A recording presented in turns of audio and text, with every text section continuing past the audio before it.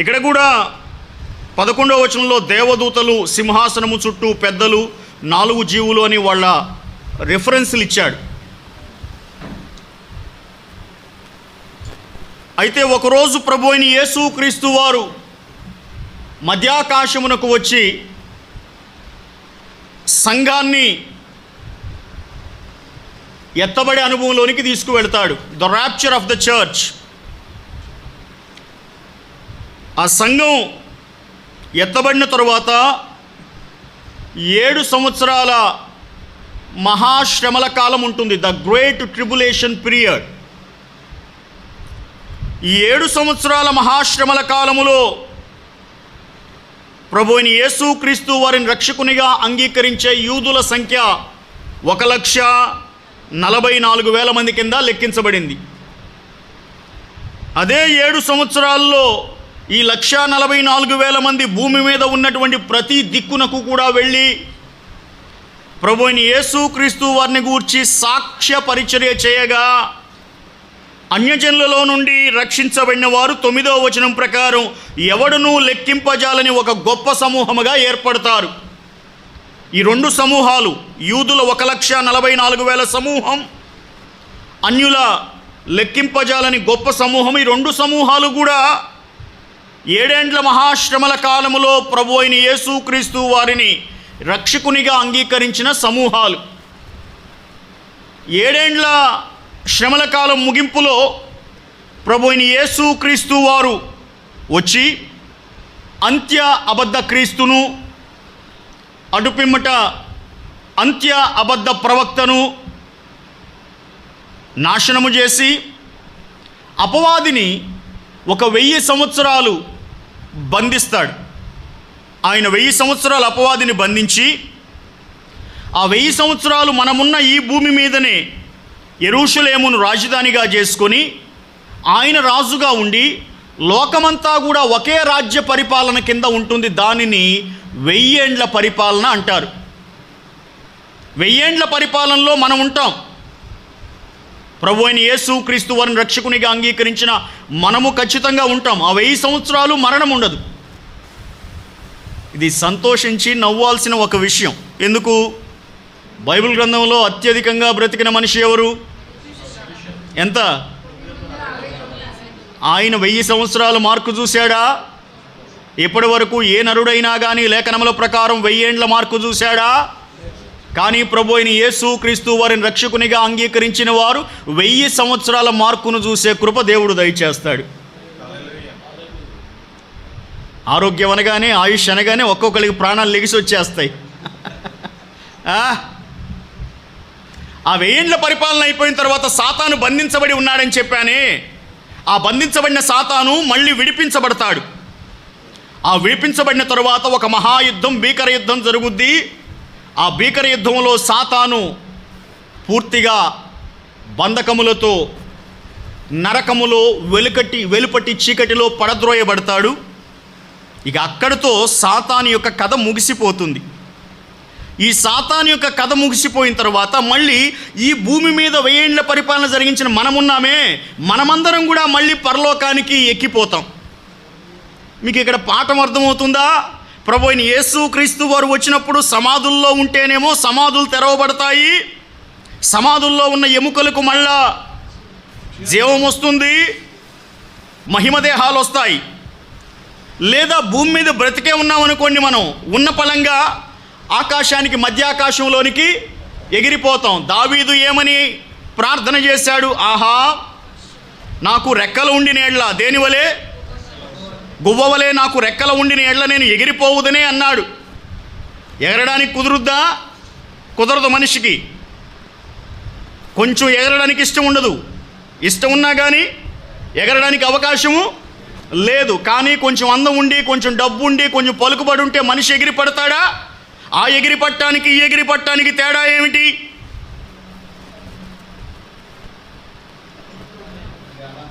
ఇది అహంకారంతో, గర్వంతో ఎగిరే ఎగురుడు. ఎగిరిన వాళ్ళందరినీ దేవుడు ఏం చేస్తాడు? గర్వమనచి గద్దెలు దింపి గనులనైనా మేపవా గడ్డి. ఎవరిని? నెబుకద్నెజర్ని ఇంకెవరినైనా దింపాడా? ఎవరినమ్మా? ఏ సౌల్ని? పౌల్నా? సౌలు గర్వం అనిచాడా దేవుడు? No, from the Old Testament you cannot conclude that Saul was smitten by God.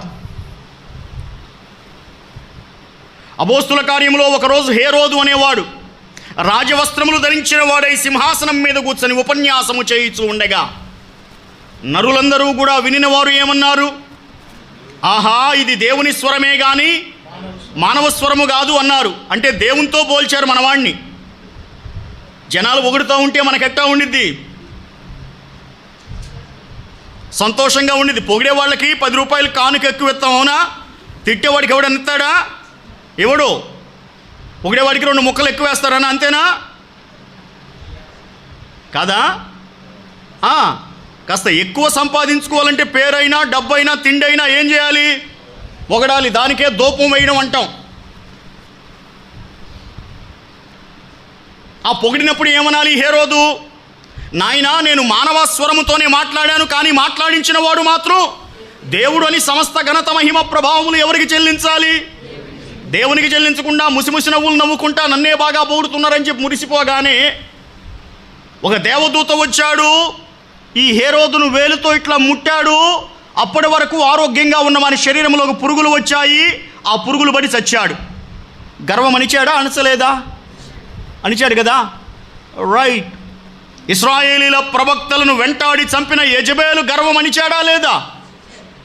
అనిచాడు. కొన్నిసార్లు చావుతో అణుస్తాడు, కొన్నిసార్లు స్వభావాన్ని మారుస్తూ అణుస్తాడు, కొన్నిసార్లు నష్టంతో అణుస్తాడు. దేవుడు అణిచినప్పుడల్లా అణగగొట్టబట్టానికి ఇష్టపడే మనస్సుంటే ఆయన కృప నిన్ను నడిపిస్తుంది. ఎన్ని మార్లు దేవుడు అణచడానికి ఇష్టపడినా కానీ నువ్వు ఎదురు తిరిగే మనసుంటే సామెతల్లో ఏం చెప్తాడు? ఎన్నిసార్లు గద్దించినను లోబడనొల్లని వాడు తీసేయి కొట్టుడే. అయ్యా, సో పాఠం ఏమిటి ఇప్పుడు ఇక్కడ? తెల్లని వస్త్రములు ధరించుకున్న వారు పరలోకంలో కనపడ్డారు. అయితే మనం ఏం చెప్తున్నాము? ఆకాశానికి ఎక్కిపోతాం, ఎగురుతాం. ఎగిరిన మనము మధ్యాకాశంలో ఎన్నేళ్ళు ఉంటాం? 7 ఏళ్ళు. మధ్యాకాశంలో నుంచి 7 ఏళ్ళు పూర్తయినాక మళ్ళీ భూమి మీదకి రావాలిగా. అప్పుడు కూడా మనం భూమి మీదకి వస్తాం. ఆకాశానికి ఎగిరిపోయావు ఎట్లాగా తెలియదు, ఎట్లా దిగొచ్చావు తెలియదు, 1000 ఏండ్ల పరిపాలన అయిపోయిన తర్వాత మళ్ళీ పరలోకానికి ఎట్టెళ్ళావు తెలియదు. ఏమిటి? విమానం ఎక్కలేదని బాధపడే విశ్వాసులు ఉంటారా? ఉండరా? ఉంటారుగా. బిడలారా, మనకున్న ధైర్యం ఏంటంటే భూలోకంలో ఇప్పుడు విమానాలు ఎక్కకపోవచ్చుగాక, ప్రభు అయిన యేసుక్రీస్తు వారిని నమ్ముకుంటే ఆయన జిగడగలిగిన దొంబ ఊబిలో నుంచి పైకి లేవనెత్తే దేవుడు గనుక సమాధిలో పడిపోయిన మన ప్రాణములను ఆయన పైకి లేవనెత్తి మధ్యాకాశములోనికి విమానంలాగా టికెట్ లేకుండా, వీసా లేకుండా, డబ్బు ఖర్చు లేకుండా తేలిగ్గా తీసుకెళ్తాడు. మళ్ళీ అక్కడి నుంచి తిరిగి తీసుకొస్తాడు. ల్యాండింగ్ అయ్యేటప్పుడు ప్రమాదాలు ఎక్కువ తెలుసా? ఓ పెద్ద ఆయన అన్నాడు, విమానం ఎక్కాలంటే డబ్బు కావాలి పాస్టర్ గారు, విమానం దిగాలంటే దేవుని కృప కావాలన్నాడు. ఎందుకు? ఎక్కడానికి బాగానే ఎక్కుతాం, హుషారుగా ఎక్కుతాం. ఎక్కిన దగ్గర నుంచి వీడికేమి భయం? ఇది నిజంగా చేరుకునిద్దా? కిందకి చేరుకోదా? మధ్యలో ఉంటానా? డబ్బు అందరికీ ఉండొచ్చుగాక, దేవుడిచ్చే ధైర్యం కొంతమందికే ఉంటుంది. అయితే నీకు ప్రమాదం అన్నది లేకుండా మరలా మధ్యాకాశంలో నుండి నేల మీదకి తీసుకొచ్చి పెడతాడు దేవుడు. నేల మీద 1000 ఏళ్ళ పరిపాలన అయిపోయినాక మళ్ళీ నేల మీద నుంచి తీసుకెళ్ళి పరలోకంలో కూర్చుండబెడతాడు. అప్పుడు మనం కూడా హన్నాబాయిని పాట పాడుకోవచ్చు. ఏమని? అన్న ఏం పాట పాడింది? దరిద్రులను నేల మీద నుండి, పెంట కుప్పల మీద నుండి లేవనెత్తి సింహాసనం మీద కూర్చోబెట్టే దేవుడు ఆయన.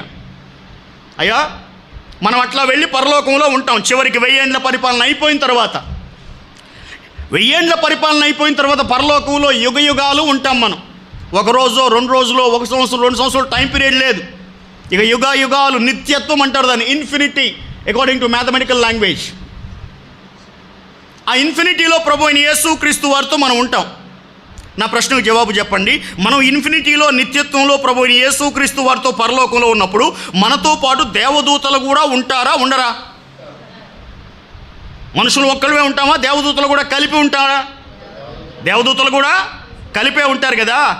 రైట్. ఇప్పుడు మనం తినే ఆహారం, దేవదూతలు తినే ఆహారం ఒకటా కాదా? ఇప్పుడు కాదులేమ్మా, అప్పుడు ఒకటేనా? రైట్. ఇప్పుడు ఎవరైనా కానీ ఒక దేవదూతను చూసిన అనుభవం ఉందా జీవితకాలం మొత్తం మీద? మీరు చూశారో లేదో నాకైతే తెలియదు, కానీ ఉండేది మాత్రం ఎవరితో? దేవదూతలతోనే ఉంటాం. మికాయేలును చూస్తాం, గాబ్రియేలును చూస్తాం. ఇంకెవరని తెలుసా మీకు పేర్లు? రఫాయేలును చూస్తాం, రఘుయేలును చూస్తాం, ఇంకా ఊరియేలును చూస్తారు, ఇంకా ఈ దేవదూతలందరినీ చూస్తారు. ఇప్పుడు మనం ఖాళీగా కూర్చున్నాం కనుక పరలోకంలో దేవదూతల దగ్గరికి వెళ్ళి, ఈ యాకోబుకి దర్శనంలో నిచ్చెన మీద ఎక్కుతా దిగుతా ఉన్న దేవదూతలందరూ ఓ పక్కకు రండి నేను చూడాలని అడిగామనుకో, ఆ దేవదూతలు వస్తారా రారా? వస్తారా? అబ్రహాం కనపడిన యెహోవా దూత ఎవరో నాకు కనపడాలి అని అడిగామనుకోండి, కుదురుద్దా? పేతురుని చెరసాలు దాటించిన దేవదూత ఎవరో నాకు కనపడాలని కోరుకున్నాం అనుకోండి, కుదురుద్దా? ఆ దేవదూతల సహవాసంలో పడిపోయినప్పుడు ఈ కుళ్ళు, కుతంత్రాలు, అసూయలు, ద్వేషాలు, పగలు, ప్రతీకారాలు ఉంటాయా? ఇప్పుడు ఎవరితో మన సహవాసం పరలోకంలో? దేవునితో, దేవుని దూతలతో సహవాసం ఉంటుంది. ఇది ఆనందమా కాదా అయ్యా? ప్రభు అయిన యేసుక్రీస్తు వారిని నమ్ముకుంటే కలిగే ఒక దైవికమైన ప్రయోజనాల్లో ఇది ఒక ప్రధానమైన ప్రయోజనం. అక్కడ కూడా కొంచెం ఏదన్నా తేడా పడింది అనుకోండి నీకు, ఏది అక్కడికి వెళ్ళిన తర్వాత కూడా దేవదూతలతో కాస్త మాట్లాడుకుంటా, వాళ్ళు కూడా నీతో మాట్లాడుతా, నవ్వుతా, మూసిమూసిగా మురిసిపోతా ఉంటే, అబ్బో నా అంతటోడు లేడని ఎప్పుడైనా నీకు అక్కడ కొంచెం చేదు వచ్చిందనుకో, ఏమైద్ది? మళ్ళీ తోస్తాడా? అయ్యా లూసిఫర్ లాగే ఉండదు. లూసిఫర్ ఇక రాడు. ఎక్కడున్నాడు లూసిఫరు? ఆడ పడిపోయాడుగా. ఇక మళ్ళీ వాడికి జీవితకాలం పాటు ఎంట్రన్స్ లేదు. ఇక తోసేడు ఆ పని చేయడండోయ్. తోసేస్తే ఇక మనం ఆయన రక్షకునిగా అంగీకరించినందుకు ఫలితం ఏముంటుంది? 22వ అధ్యాయం చదవండి, ప్రకటన గ్రంథం 22వ అధ్యాయం. అక్కడ కానీ కొంచెం కొమ్ములు వచ్చినాయంటే ఏం చేస్తాడో చదువు దురుగొని. 22వ అధ్యాయంలో 2వ వచనంలో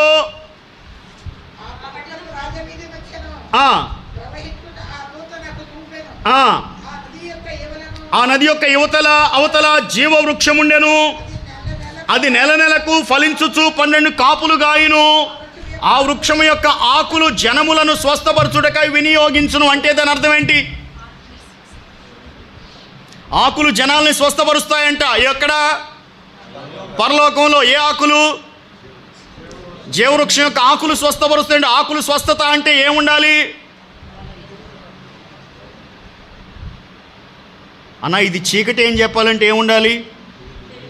వెలుగుండాలి. ఇది మంచిదని చెప్పాలంటే ఏముండాలి? చెడు ఉండాలి. అట్లాగే ఇది స్వస్థత అని చెప్పాలంటే ఏముండాలి?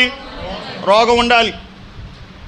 అక్కడ పోయాక కొంచెం కొమ్ములు పెరిగినాయి అనుకో, మీకు అసలు పోతారా? ఏం పోరా? ఆశ అయితే ఉండిద్ది. అయ్యా అక్కడికి పోయిన తర్వాత ఏదైనా కొంచెం అటు ఇటు ముట్టెరుపులు ఇరిచారనుకో, ఖచ్చితంగా ఒక రోగం వచ్చి పడిద్దాను. పరలోకంలో రోగం ఏంటి అని అడగబాకండి.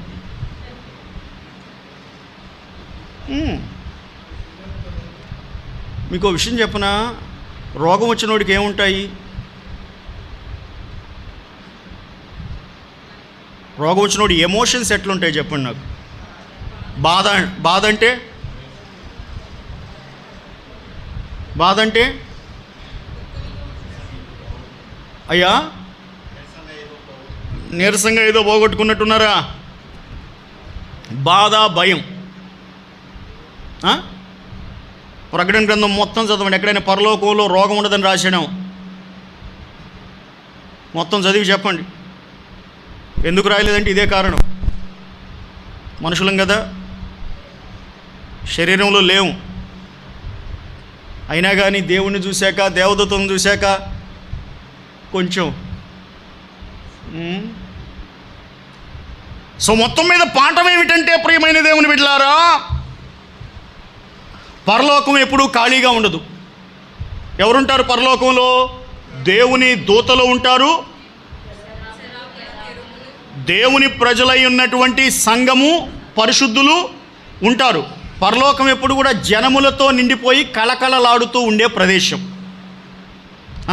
మరి నరకం కూడా జనములతోనే ఉంటుంది. కానీ వారు ఏ జనులు?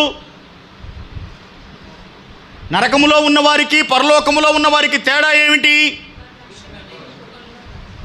నరకములో ఉన్నవారు ప్రభు అయిన యేసు క్రీస్తు వారిని రక్షకునిగా అంగీకరించని వారు, పాపపు స్వభావములోనే బ్రతికిన వారు, వారు మరణించిన పిమ్మట, 1000 ఏండ్ల పరిపాలన అయిపోయిన పిమ్మట, ధవళ సింహాసనపు తీర్పు జరిగిన పిమ్మట వారందరూ కూడాను అగ్ని ఆరని, పురుగు చావని ఒక విచిత్రమైన స్థితిలోనికి వెళ్ళిపోతారు.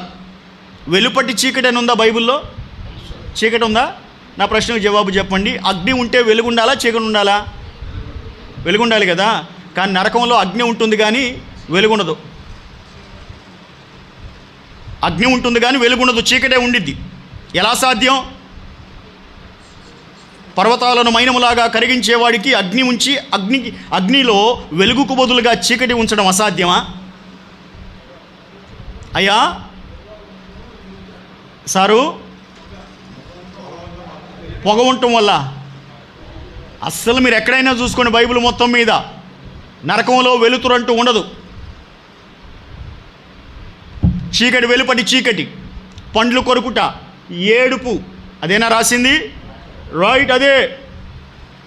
అగ్ని ఉంటుంది కానీ చీకటి. ఏడుస్తావు, సహాయం చేసేవాడెవడు ఉండడు. పండ్లు కొరుకుతావు, పండ్లు కొరికితే ఏమైద్ది? పండ్లు కొరకడం దేనికి సాదృశ్యం? పళ్ళు ఎప్పుడు కొరుకుతావు? ఫ్రస్ట్రేషన్ వచ్చినప్పుడు పళ్ళు పటా కొరుకుతూ ఉంటావు. ఎవరి దగ్గరికైనా సహాయం కోసమని వెళితే వాళ్ళు నీకన్నా దుఃఖకరమైన బాధలో ఉంటారు. వానికి సహాయం చేసేవాడెవడు ఉండడు. యుగయుగాలు ఇదే బాధ నరకంలో పడితే. చాలామంది చిన్న చిన్న సమస్యల కోసమే చెబుతూ ఉంటారు, పాస్టర్ గారు తొందరగా చచ్చిపోయి బాధపడే కన్నా నరకంలో పడితే బాగుండండి అంటారు. అవునా? నరకం అంటే పూల తోట కాదురయ్యా. పోయి గబగబా 4 పూల సువాసనలు చూసి మానసికమైన ప్రశాంతత పొందుకోవడానికి. నరకం అంటే ఏమిటి? ఆరని అగ్ని. ఆత్మేమో చావదు, అగ్నేమో ఆరదు, బాధేమో తగ్గదు. ఇప్పుడు పరలోకం కావాలా, నరకం కావాలా? అయ్యా, పరలోకం కావాలా, నరకం కావాలా? పరలోకమే. ఎలా సాధ్యం పరలోకం కావాలి అంటే? నా ద్వారానే తప్ప తండ్రి యొద్దకు ఎవడును రాలేడు. ఆ దారి, ఆ త్రోవ ప్రభు అయిన యేసుక్రీస్తు వారు, ఆయన యందు విశ్వాసం ఉంచిన వారు మాత్రమే పరలోక రాజ్యములో అడుగు పెడతారు. రైట్. ఇకపోతే రెండవదిగా, మొదటిగానేమో పరలోక రాజ్యము దేవుని ప్రజలతో నిండి ఉంటుంది. ఇది ఇప్పటివరకు చెప్పిన మాట. దేవుని ప్రజలు అంటే దేవదూతలు ఉంటారు, సంఘము ఉంటుంది. రెండవదిగా, పరలోకము ఎప్పుడు కూడా స్తుతులతో నింపబడి ఉంటుంది. స్తుతి అంటే ఏమిటి చెప్పండి? స్తుతి అంటే ఏమిటి? పోనీ స్తోత్రం అంటే ఏంటి చెప్పండి?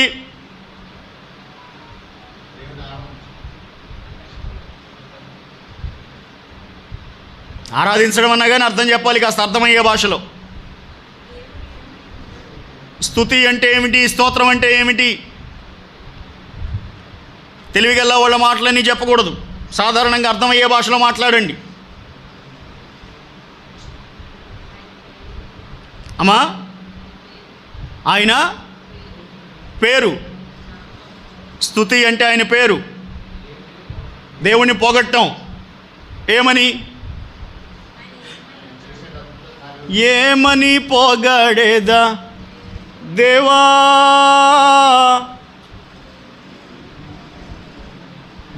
నన్నే పడుకోమంటారా? ధవళవర్ణుడా, మనోహరుడా, నా ప్రియుడా, స్తుతి పాడేదనే ప్రతిదినము. స్తుతి పాడు. ఇప్పుడు చెప్పండి, స్తుతి అంటే ఏమిటి? ఆయన గుణములు. ఆయన గుణములు ఏమిటి? గుణములు. ధవళవర్ణుడు. ధవళం అంటే ఏమిటి? తెల్లని రంగు కలిగిన వాడు. 4వ అధ్యాయంలో చూసామా? సూర్యకాంత పద్మరాగములను పోలి ఉన్నవాడు. రత్నవర్ణుడు, మనోహరమైన వాడు. ఆయన గుణములను, ఆయన చేసిన కార్యములను, ఆయన చేసిన వాగ్దానములను, ఆయనను మనం భూమి మీద ఎంతగా అనుభవించామో దానికంటే అధికముగా ఎక్కడ అనుభవిస్తాము? పరలోకంలోకి వెళ్ళినప్పుడు మనం ఆయనను అనుభవిస్తాం. మనకు తెలియని విషయాలన్నీ కూడా పరలోకం వెళితే ఆయన పరిపూర్ణత మనకు బాగా అర్థమవుతుంది. ఆయన స్వభావం అర్థమవుతుంది, ఆయన స్థితి అర్థమవుతుంది, ఆయనను గూర్చిన ఒక పరిపూర్ణమైన అవగాహన వస్తుంది. అవగాహన వచ్చిన తర్వాత నిశ్శబ్దంగా మనం ఉండలేము. దావీదు ఏమంటాడు? ప్రభువా, సమాజంలో నేను నిన్ను స్తుతించకుండా ఉండలేను అని. అక్కడికి వెళ్ళిపోయిన తర్వాత మనం స్తుతులు చెల్లిస్తూ ఉంటాం, స్తోత్రాలు చెల్లిస్తూ ఉంటాం జీవితకాలం అంతా. అదే పని మనకి. ఇక్కడ ప్రార్థనకు రమ్మంటే ఒకడు రాడు. వస్తాడా? పాస్టర్లకే తెలుసా బాధ. అన్నం వండుకోవాలి, ఆకలి తీర్చుకోవాలి, ఉద్యోగానికి పోవాలి, డబ్బులు సంపాదించుకోవాలి, భార్యను చూసుకోవాలి, పిల్లలను చూసుకోవాలి. భూలోక బాధలన్నీ ఇక్కడ నీకు ఉన్నాయి బిడ్డ. కానీ అక్కడికి వెళ్ళిన తర్వాత బాధ్యతలు ఏమి ఉండవు. ఒకటే బాధ్యత. ఏమిటది? ప్రభువైన యేసు క్రీస్తు వారిని స్తుతించడం. అన్నిటికంటే ముఖ్యంగా మీరు చదివితే ఈ 7వ అధ్యాయంలో మా రక్షణకై స్తోత్రం అన్నారు. దేనికోసం? మా రక్షణకై స్తోత్రం. చదవండి ఆ మాట. 10వ వచనంలో సింహాసనాసీనుడై ఉన్న మా దేవునికిని గొర్రెపిల్లకును మా రక్షణకై స్తోత్రం. అన్నిటికంటే అధికముగా వీరు దేనిని గూర్చి దేవునికి స్తోత్రం చెల్లిస్తున్నారు? మమ్మల్ని రక్షించావు. ఎక్కడి నుండి రక్షించావు? ఎక్కడి నుండి రక్షించావు? ఎక్కడి నుండి రక్షించావు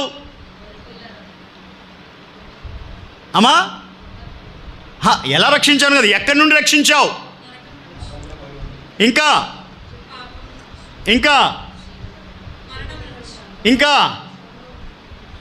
ఏమి నాయనా మాట్లాడరు అమ్మా? నాశనం నుండి. ఇంకా అసలు వీటన్నిటికీ మూలం ఒకటి ఉంది, అది మర్చిపోయారు. ఆహా ఆహా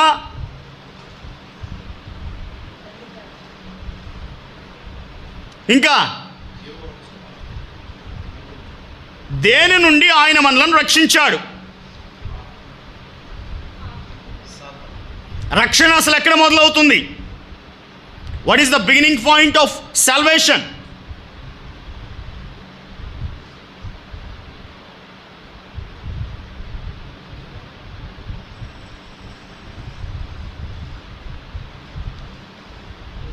చెప్పిన వాళ్ళకి బహుమతి ఇస్తా అన్నా కానీ చెప్పరా?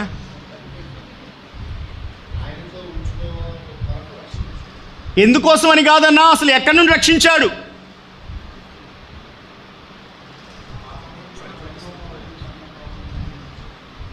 పాపం కంటే ఇంకేమీ లేదా?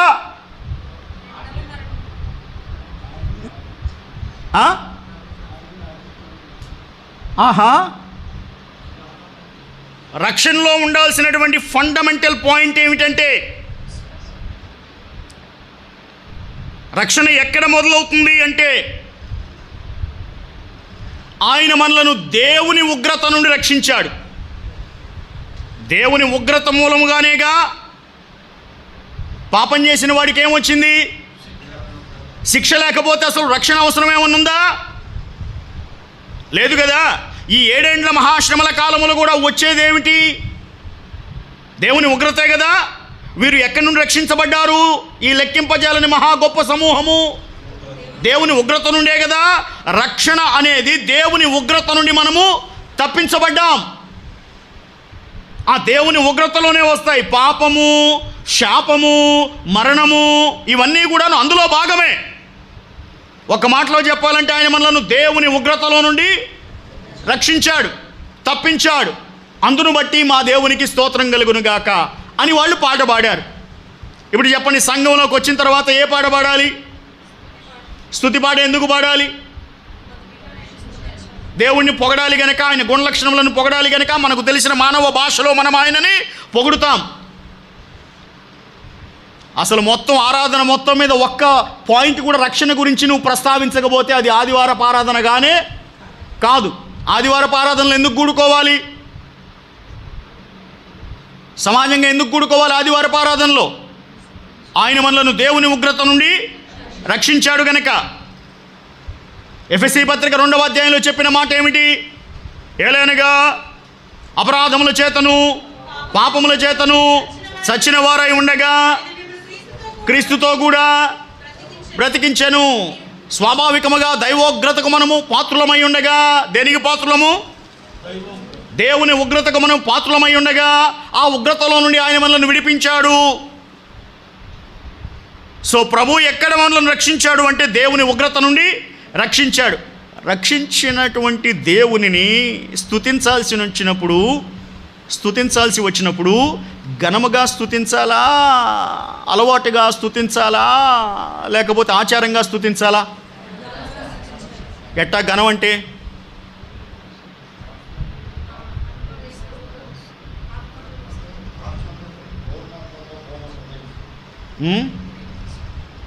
ఘనము అంటే ఏమిటి? నేను మీకు పోయినసారి ఒక మాట చెప్పాను, గుర్తుందా? ఏమని? నా భార్య పుట్టినరోజు అనుకోండి, ఒక ఉంగరం తీసుకొచ్చాను. నేను భార్యకు ఉంగరం ఇచ్చాను.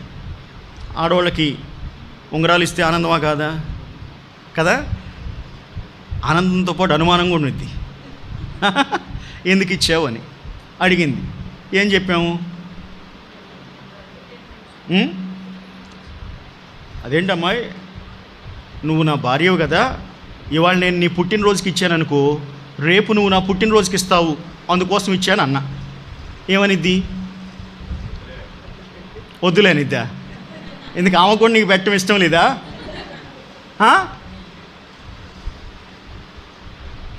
మళ్ళీ అడిగింది ఎందుకు ఇచ్చావని చెప్పి.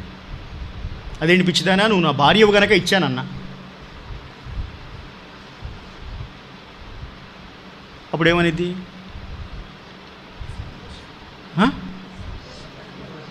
సంతోషించిద్దా? అందులో నుంచి తగువ పెట్టుకోవడానికి కూడా పాయింట్ ఉండిద్దా లేదా? ఇంకోటి, ఇంతకాలం నువ్వు నన్ను పెళ్లి చేసుకొని ఏనాడు సుఖపడ్డావు, పాపం కష్టపడతానే ఉన్నావు కదా, నీ కష్టాన్ని చూసి కాసేపైనా నీకు సంతోషం కలుగజేద్దామని ఏదో ఉన్న దాంట్లో ఉంగరం తెచ్చానే పిచ్చిదానే అన్నా. అప్పుడేమైద్ది? సంతోషం ఉండిద్దా లేదా? ఉండిద్దా? బాగా వినండి. సంవత్సరం అంతా ఊడిగం చేయించుకొని, ఊడిగం అంటే ఏంటి? ఇల్లు తుడిచి, అంట్లు కడిగి, బట్టలు ఉతికి చేస్తున్నారా? వాళ్ళేమో చేస్తున్నారని తల్లుపుతున్నారు, మీరేమో పట్టలేదు.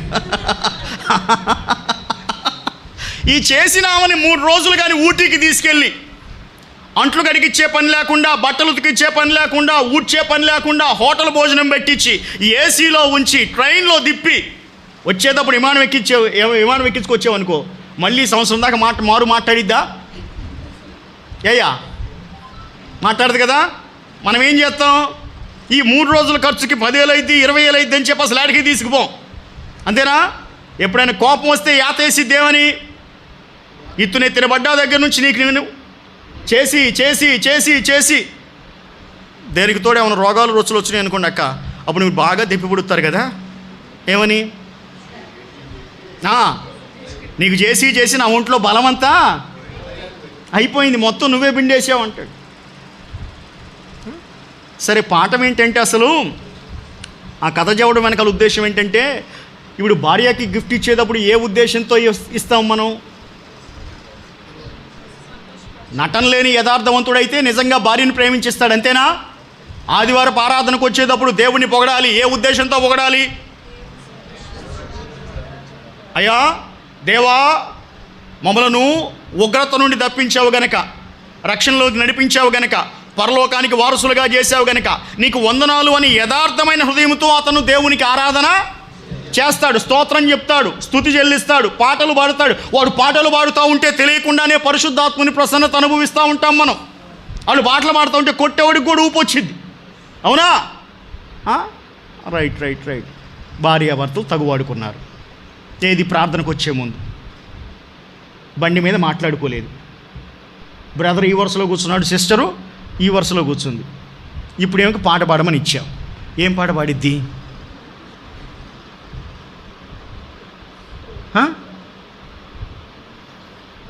ఆయన కొట్టాడు. ఏమో పాట పాడాలి. ఏ పాట పాడిద్ది? ఏయా అమ్మా ఎవరు లేక ఒంటరినై అనాథగా మిగిలేనయ్యా. అయ్యేనా అమ్మా? ఒంటరి గువ్వనై విలపించు సమయ ఏడుపు కొట్టు పాటలనే ఉంటాయి. అవునా? ఆ రోజు మొత్తం అయ్యే పడతాయి. నా దగ్గర కూడా విశ్వాసులు కాస్త నేను భలే కసురుకుంటాను తెలుసా. నేను అసలు మంచోడిని కాదు, మహా కోపిష్టోడిని. అంత ప్రేమగా నవ్వుతా విశ్వాసులతో అసలు మాట్లాడను. నా విశ్వాసులు నేనంటే చాలా భయం. ఎవరైనా దొరికారు అనుకోండి సార్, వేసేస్తాను. వాళ్ళు మందిరానికి వస్తారు, ఇప్పుడు మైకి తీసుకుంటారు, పాట పాడతారు. ఏం పాట పాడవచ్చు వాళ్ళు పాస్టర్ గారిని శాంతపరచడానికి? ఏమి అనుభవంలో లేవా మీకు? మీ పాస్టర్ని ఎవరు కోపట్టలేదు మీ మీద? ఆహా, ఏమా మీరే వాళ్ళ మీద కోపడుతున్నారా వెళ్ళిపోతామని? పాస్టర్ గారిని శాంతపరిచే 4 పాటలు చెప్పండి. ఇప్పుడు కూర్చోడానికి ఇక్కడే కూర్చుంటాం. ప్రార్థనా పరులను చూస్తే, సమయానికి వచ్చేవాడిని చూస్తే పాస్టర్ గారి ముఖం వెలిగిపోద్దావునా? వెలిగిపోద్దా? ఏ తగులు మారిదో తల్లులు మారిదో సంఘాన్ని పాడు చేసేదో వచ్చి కూర్చుందనుకో, పాస్టర్ గారి ముఖం ఎట్టుండిద్ది? కళకళలాడుతా ప్రశాంతంగా ఉండిద్దా? ఉండదు. దేవుడు కానీ ప్రకటన గ్రంథంలో రాసిన 7 ఉగ్రత పాత్రలు నా చేతిలో ఇచ్చి నీకు నచ్చిన వాళ్ళ మీద గుమ్మరించమంటే మొత్తం ఎవరి మీద గుమ్మరెత్తాను? సంఘాన్ని పాడు చేసి ఆ చీడ పురుగు మీదే గుమ్మరెత్తాను. కాస్త దేవుని భయం కలిగిన వాళ్ళు వచ్చి పాట పాడతారు. క్షమించుము ఓ ప్రభువా, పడిపోతిని నిన్ను వీడి అని పాట పాడిద్ది. ఆమె నిజంగా పాట దేవుడికి పాడుతుందా, క్షమించమని నాకు రిక్వెస్ట్ పెడుతుందా? అది అక్కడ పాఠం. అర్థమైందా? జనమందరి దృష్టిలోనేమో పాటే, కానీ ఎవరికి అర్థం కావాలి మ్యాటరు? పాస్టర్ గారికి అర్థం కావాలి. పాస్టర్ గారు తప్పు చేశారు, నువ్వు నిన్ను కోపడ్డావు నా మీద, నన్ను క్షమించు అని చెప్పి ఇండైరెక్ట్గా అడుగుతుంది అక్కడ. ఒక్కొక్క పాటకి ఒక్కొక్క సిచ్యువేషన్ ఉంటుంది. ఇవన్నీ గమనించేవాడు ఎవరు? ఈడ కూర్చుని ఉంటాడు గమ్మా. అన్నీ చూడాలి ఇక్కడి నుంచి మేము. అన్నీ కనపడతానే ఉంటాయి. కనపడవా? కనపడతానే ఉంటాయి. ఎవరు యథార్థంగా ప్రార్థన చేస్తున్నారు, ఎవరు యథార్థంగా పాటలు పాడుతున్నారు, ఎవరు యథార్థంగా వాక్య ధ్యానంలో ఉన్నారు, అసలు ఎవరు ప్రభువు అక్కడ వస్తే ఎత్తబడతారో కూడా సేవకుడి దగ్గర ఒక తోక ఉండిద్ది. ఉంటేనే సేవకుడు. ఏమి తెలియకుండా వస్తాను, ప్రసంగం చెప్పుకుంటాను, వెళ్ళిపోతాను, మీరు ఇచ్చేది మీరు ఇవ్వండి, నేను ఇచ్చేది నేను ఇస్తానని చెప్పి బ్యాలెన్స్డ్గా ఉండేవాడు కాదు. సో పాఠం ఏంటి? ఏ ఉద్దేశంతో నువ్వు ప్రభువును స్తుతిస్తున్నావు? ప్రేమతోనా, ఆచారంగానా, ఇస్తే తిరిగిస్తాడనా? ఏ ఉద్దేశంతో?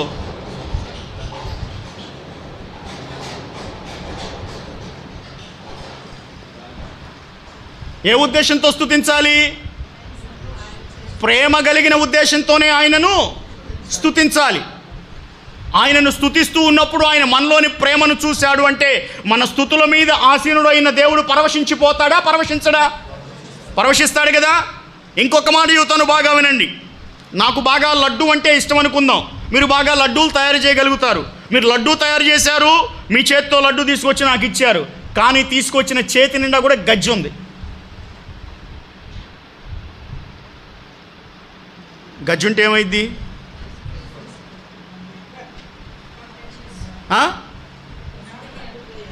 కొంతమంది ఇళ్ళకి వెళ్తే ఇదే బాధ మాకు. పైకేం చెప్పలేం, పెట్టింది అని తినకుండా ఉండలేం.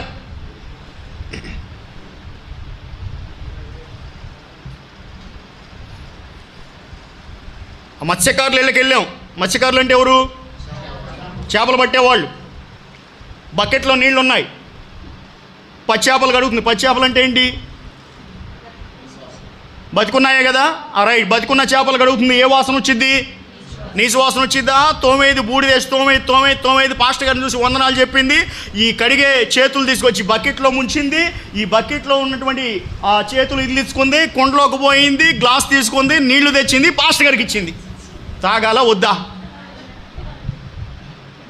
ఏందమ్మా, తాగాల వద్దా? తాగాల. నీ సువాసన వస్తుందిగా, ఈగలు ముసురుతున్నాయిగా. పోనీ ఆ చేతులకి ఈ చేపకైనా కొంచెం రక్తం ఉందే, అది కారతా కనపడుతుందిగా. తప్పదా అయ్యా? మీకు ఎప్పుడైనా పల్లెటూరు వాళ్ళు కూరలు వండుతున్నప్పుడు కూరల్లో చచ్చిపోయిన ఈగలు వచ్చినాయా? చచ్చిపోయిన ఈగల కూరల్లో దొరికినాయా? తిన్నా సగానికి కనపడతాయి. దేవుడికి దండం పెట్టుకోవడమే. ఈగలు, దోమలు. అప్పుడప్పుడు మీకు వెంట్రుకలు తగులుతాయా? ఎవరి ఏమన్నా అనగలుగుతావు నువ్వు? ఇవన్నీ కూడా తినలేం, కానీ సేవకుడిగా అన్నింటినీ దిగమింగాలి. అంతేనా? నీ సువాసన మాకొద్దు, ఈగలు కనపడ్డాయి అని మధ్యలో కసిరేసుకొని వదిలేసుకొని వస్తావా? రాలేం. కానీ దేవుడికి మాత్రం ఆరాధన చేసేటప్పుడు గజ్జి చేతులతో చేయకూడదు. అంటే దాని అర్థం ఏంటి? అపవిత్రమైన పెదవులతో ఆయనకి ప్రార్థన చేయకూడదు. బల్లారాధనలో చేతులు వేసేటప్పుడు అయోగ్యంగా నీ ఇష్టం వచ్చినట్టు నువ్వు ప్రవర్తన చేసి వచ్చి దేవుని బల్లారాధనలో చేతులు వేయకూడదు. పాటలు పాడుతూ ఉన్నప్పుడు కూడా నువ్వు ఎంత భయభక్తులతో పాటలు పాడాలి. ఎవరికి పాడుతున్నామని పాడాలి? దేవునికి పాడుతున్నామని ఎవరు వింటున్నారని పాడాలి? దేవుడే వింటున్నాడని పాడాలి. Your fluctuation of emotions should not effect the song you are singing. And even the pastor must be very careful when he is preaching. సంఘంలో నచ్చినోడికి ఒక ప్రసంగం, నచ్చనోడికి ఒక ప్రసంగం తగిలొచ్చేలాగా ప్రసంగాలు చేయకూడదు. వాళ్ళ ఎమోషన్స్ను బట్టి వాళ్ళు పాటలు పాడకూడదు, వీళ్ళ ఎమోషన్స్ను బట్టి వీళ్ళు ప్రసంగం చేయకూడదు. Human emotions are not suppose to contradict with the Holy Spirit ministry. అక్కడ పాటలు పాడటం అయినా ఇక్కడ ప్రసంగం చేయడమైనా పరిశుద్ధాత్ముని కార్యమే అయి ఉండాలి తప్ప నీ భావోద్వేగాలు అక్కడ కనబడటానికి అవకాశం లేదు. ఒకవేళ నీ భావోద్వేగాలు కనపరిచావా, దానిని బట్టి నువ్వు లెక్క అప్పజెప్పవలసిన దినం ఒకటి ఉంటుంది. ఆ దినమున మోసపోవడానికి దేవుడు వెక్కిరించబడడు. అండ్ పాట పాడటానికి ప్రధానమైన కారణం ఏంటంటే దేవుణ్ణి ప్రేమతో ఆరాధించాలి, ఆచారపూర్వకంగా కాదు. ఏదో ప్రార్థన చేస్తే, పాట పాడితే, వాక్యం చేస్తే ఏదో వచ్చిద్దని కాదు. మా రక్షణకై స్తోత్రం, దేవుని ఉగ్రత నుండి తప్పించావు గనక నీకు స్తోత్రం. అక్కడ ఇంతకీ ఏ మట్టలు వాడారు? తెల్లని వస్త్రాలు పోయిన వారం చెప్పాను కదా. ఏ మట్టలు వాడారు? ఖర్జూరపు మట్టలు ఎందుకు వాడారు? ఏమైనా సిగ్నిఫికెన్స్ ఉందా దానికి? ఏమీ లేదా? పాత నిబంధనలో ఖర్జూరపు మట్టలు ఎక్కడైనా కనపడతాయా? కనబడవా? పర్ణశాలల పండుగ అనే పేరు విన్నారా? ఎక్కడ? గుడారాల పండుగన్నా, పర్ణశాలల పండుగన్నా, సుక్కోతు పండుగన్నా అన్నీ ఒకటేగా. ఏమిటా పండుగ?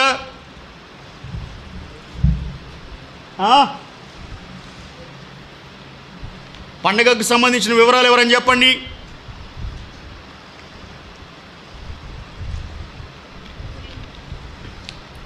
కాదు. లేవ్యాకాండం 23వ అధ్యాయం లాస్ట్ ప్యాసేజ్ చదవండి. Before entering in to the 24th chapter, there is a last passage. Yes, 7 దినముల పాటు చేయాల్సిన పండుగ. ఏ పండుగ?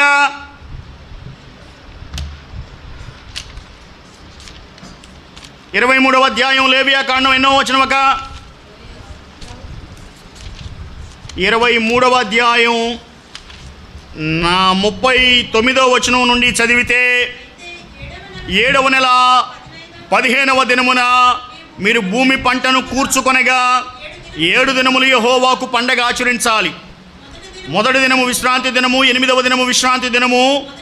మొదటి దినమున మీరు బాగా వినండి ఆ మాట, 40వ వచనం అందరూ బాగా చదవండి. మొదటి దినమున మీరు దబ్బ పండ్లు, ఈత మట్టలు, గొంజి చెట్ల కొమ్మలు, కాలువల యొద్ద నుండి నిరవంజి చెట్లు పట్టుకొని 7 దినములు మీ దేవుడైన యెహోవా సన్నిధిని ఉత్సాహం చేస్తూ ఉండాలి. ఇందులో మట్టలు అనేది ఎక్కడ ఉంది? ఈ ఈత మట్టలే ఖర్జూరపు మట్టలకి ఈక్వేట్ చేయబడతాయి. Right sir. ఈత మట్టలతో లేదా ఖర్జూరపు మట్టలతో గుడారములు వేస్తారు ఇశ్రాయేలీలు. ఈనాటికి కూడా గుడారములు వేసి 7 రోజుల పాటు వారు గుడారములోనే ఉంటారు, గుడారములోనే పండుకుంటారు. వండుకొని తెచ్చుకున్నవన్నీ గుడారంలోనే తింటారు. మనం పోయి అడుగుదాం, ఏయ్యా మీరు 7 రోజులు గుడారాల్లోనే ఎందుకున్నారు ఈ రోజుల్లో ఆధునిక కాలంలో అని అడిగితే వారు ఒక విషయం చెప్తారు. ఏమిటా విషయం? కింద చూడండి మీరు 42వ వచనంలో, నేను ఐగుప్తు దేశములో నుండి ఇశ్రాయేలును రప్పించినప్పుడు వారిని పర్ణశాలలో నివసింపజేసి తిని. ఎక్కడ నివసింపజేశాడు అంటే దాని అర్థం ఏంటి?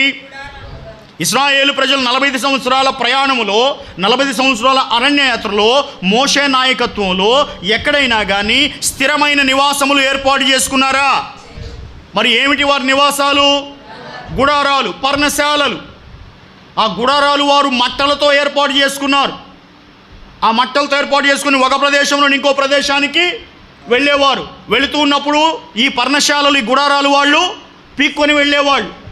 ఈ పీక్కొని వెళ్ళేటువంటి ఈ గుడారాలు, ఈ పర్ణశాలలు మట్టలతో ఏర్పాటు చేసేవాళ్ళు. ఇప్పుడు ఇశ్రాయేలు ప్రజలకు దేవుడు ఏం చెప్తున్నాడు? నేను వారిని 40 సంవత్సరాలు ఎలాగ నడిపించాను? ఎలా నడిపించావు ప్రభువా? పగలు ఎట్లా తోడుగా ఉన్నాడు? మేఘం. రాత్రి ఎట్లా తోడుగా ఉన్నాడు? ఒక్క మేఘంతో 30 లక్షల మంది జనాభాకి నీడ వచ్చిందే. ఒక్క స్తంభంతో 30 లక్షల మంది జనాభాకు వెలుతురు వచ్చిందే. మరి చెప్పులు అరిగిపోయాయా? బట్టలు మాసిపోయాయా? జుట్టు జరిగిపోయిందా? బలము తగ్గిపోయిందా?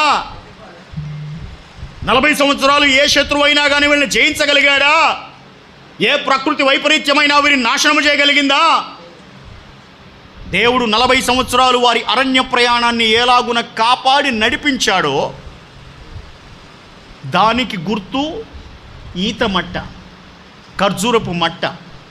దానికి గుర్తైన పండగ పర్ణశాలల పండగ. ఇప్పుడు ప్రకటన గ్రంథములో 7వ అధ్యాయములో వారు తెల్లని వస్త్రములు ధరించిన వారై ఖర్జూరపు మట్టలు చేతబట్టుకొని, అంటే దాని అర్థం ఏమిటి? ఖర్జూరపు మట్టలు చేతబట్టుకున్నారంటే అర్థం ఏమిటి? దేవా, మేము నిన్ను రక్షకునిగా అంగీకరించిన పిమ్మట మరణించేంత వరకు కూడా ఈ రక్షణలో నుండి తొలగిపోవడానికి, ఈ విశ్వాసంలో నుండి తొలగిపోవడానికి మాకు ఎన్నో ఆకర్షణలు వచ్చాయి. ఎన్నో ఆకర్షణలు వచ్చాయి. రక్షణలోనికి వచ్చాక మనల్ని ఆకర్షించి విశ్వాసంలోంచి పడగొట్టే అనుభవాలు ఉంటాయా? ఉండవా? ఉంటాయా? ఎన్నో శోధనలు వచ్చాయి. ఈ శోధనలు మమ్మల్ని విశ్వాసంలోని పడగొట్టే అనుభవాలు. ఈ శోధనలు వచ్చిన, ఈ ఆకర్షణలు వచ్చిన, బాధలు వచ్చిన, పడిపోయేటువంటి శ్రమలు వచ్చిన, అన్నింటిలోకుండా పడిపోకుండా మరణం వరకు నమ్మకంగా నడిపించావు దేవా అని చెప్పడానికి ఖర్జూరపు మట్టలు వాడారు. చనిపోయేంత వరకు కూడా మరణం వరకు నమ్మకంగా ఉండము, నేను నీకు జీవకిరీటం ఇస్తానన్నాడు కదా. ఉండమని చెప్పిన దేవుడు నడిపిస్తాడా? నడిపించడా? నడిపిస్తాడా? మరి నడిపించే దేవుడు తోడుగా ఉండగా పడిపోయేవారిని ఏమనాలి? హలో, దేవుడు నడిపిస్తాడు. ఎప్పటి వరకు? మరణం వరకు నడిపిస్తాడు. ఆయన నడిపిస్తాడు. కానీ ఆయన నడిపిస్తానని వాగ్దానం చేసినా కానీ పదే పదే మనం పడిపోతున్నామంటే లోపం దేవుడిదా మందా? మందేనా? ఆకర్షణలకు లోనవుతావే. శోధనలు వచ్చినప్పుడు దేవుడి మీద తిరుగుబాటు చేస్తావే. తట్టుకోలేనంత బాధ కలిగినప్పుడు మొదటిగా తిట్టేది ఎవరిని? దేవుడినే కదా. ఇవన్నీ విశ్వాసంలో నుంచి బయటపడేటువంటి, విశ్వాసంలో నుంచి పడిపోయేటువంటి అనుభవాలు. సో పాఠం ఏమిటంటే, వీరు విశ్వాసంలోనికి వచ్చి పడిపోకుండా, వాళ్ళు ఎవరో పాట పాడతారు. ఏం పాట అది? సాతాను బంధాలలో, జీవపుడంబాలలో, సాతాను బంధాలలో, జీవపుడంబాలలో పడనీయక, చెరనీయక, పడనీయక దరి చెరనీయక నిరతంబు తన కృపలో నన్ను నిలిపెను, నిరతంబు తన కృపలో నన్ను నిలిపెను నన్నెంతగా. సో పాఠం ఏంటి అక్కడ? సాతాను బంధకాలున్నాయి, జీవపు డంబాలైన అనుభవాలు ఉన్నాయి, కానీ వేటిలో కూడా పడనీయకుండా దేవుడు కృపలో నన్ను నడిపాడు. అందును బట్టి ఖర్జూరపు మట్టలు పట్టుకొని దేవుడికి స్తోత్రం చెప్తాను. ఖర్జూరపు మట్టలు విజయానికి గుర్తు. యేసుక్రీస్తు ప్రభు వారు యెరూషలేములోనికి వచ్చినప్పుడు హోసన్నా అని పలికారే, అప్పుడు వాడింది కూడా ఈ ఖర్జూరపు మట్టలే. దానికి దానియేలు 70 వరాలకి సంబంధం ఉంది, కాకపోతే మనకిప్పుడు సమయం లేదు. సో మొత్తం మీద పరలోకంలో దేవుణ్ణి స్తుతించడం ఉంటుంది. మొదటిగానేమో పరలోకంలో దేవుని జనులు ఉంటారు, రెండవదిగా పరలోకంలో దేవుణ్ణి స్తుతించడం ఉంటుంది. ఆ స్తుతించే విషయంలో కూడా 12వ వచనంలో 7 పాయింట్లు చెప్తాడు. దేవునికి స్తోత్రము 1, మహిమ 2, జ్ఞానం 3, కృతజ్ఞతాస్తుతి 4, ఘనత 5, శక్తి 6, బలము 7. 7 పాయింట్లు ఎత్తుకొని దేవునికి స్తోత్రం చెప్పారు. ఓకేనా? అండ్ పోయిన వారం 14వ వచనం కూడా నేను చెప్పేశాను. అయితే 14వ వచనం మళ్ళీ చదవండి ఒకసారి. పరలోకంలో అమ్మా